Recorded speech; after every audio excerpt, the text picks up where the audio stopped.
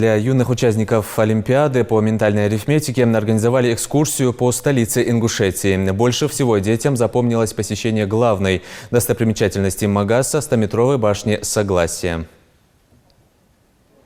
Центр культуры, спорта, туризма города Магас приняли в башне Согласия. Наши специалисты занялись проведением экскурсий, то есть ознакомлением гостей из соседней республики с нашим бытом, с нашими преданиями, предками и жизнью наших предков. Дети, как я вижу, всем довольны. Здесь стоит огромная башня, и она очень красивая. С высоты я немного боялся, но все равно мужественность преодолевает все страхи. Я был на Олимпиаде, и она была хорошая.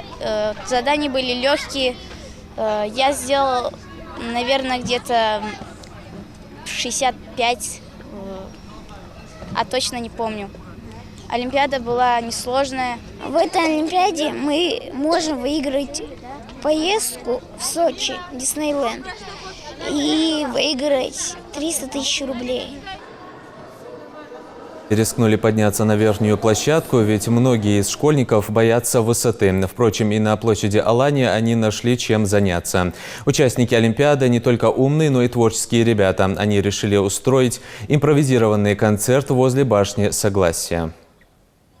Если будем вместе, пронесемся высоко, позволяя землю нашу, жизнь становится легко. Магас – четкий город. Хочу сюда еще раз приехать, буду стараться, чтобы сюда еще раз приезжать. Мне понравилась башня, особенно пол стеклянный.